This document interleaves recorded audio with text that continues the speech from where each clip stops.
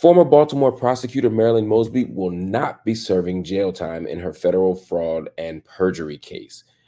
Many of you know Marilyn Mosby from charging 6 Baltimore officers that were involved in the 2015 death of 25-year-old Freddie Gray while in custody. It was at a moment after Mike Brown had been killed. It was a moment after Ferguson Summer. The world's attention was fixed on U.S. policing, and Marilyn Mosby was the youngest chief prosecutor in a major U.S. city. Now, all the charges were eventually dropped against those officers. And in fact, in February, it was announced that they are going to oversee Baltimore's police integrity unit. But yet Mosby became a fixture on the political scene. She and her husband became widely and publicly known figures.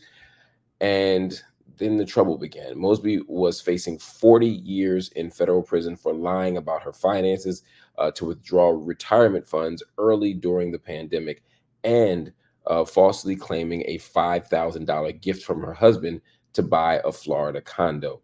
The judge sentenced her to 12 months of home detention, 3 years of supervised release, both of them to be served concurrently, and 100 hours of community service. Now, this was a important sort of conversation to have.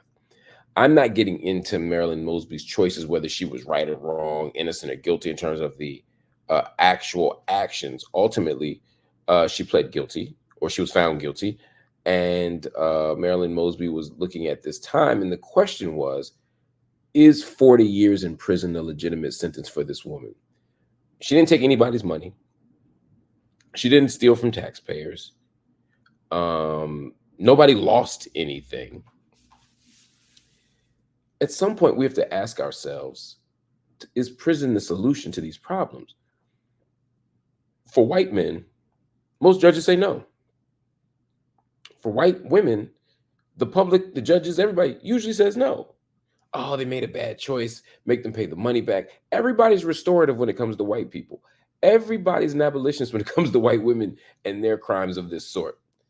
But when it comes to black people, especially black politicians, they want to throw the book at them. They want to throw the book at Kwame Kilpatrick, and they did. They wanted to throw the book at Marilyn Mosby. And the only thing that saved Marilyn Mosby was the fact that a bunch of black voices stood up and spoke out. They put a spotlight on her case. They made it very clear that you ain't going to throw her in a cage for 40 years and we just going to stand idly by.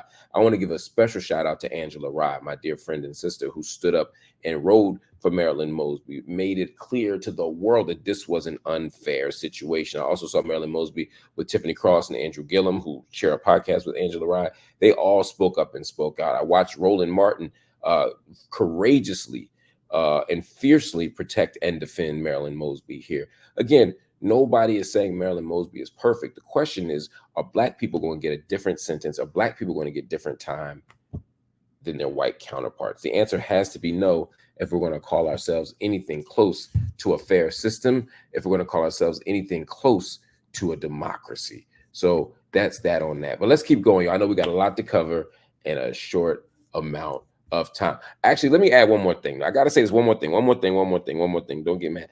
Marilyn Mosby's attorney's not done. They say Marilyn Mosby is going to seek a presidential pardon because her crimes didn't involve taxpayer money or any financial loss. So the struggle's not over.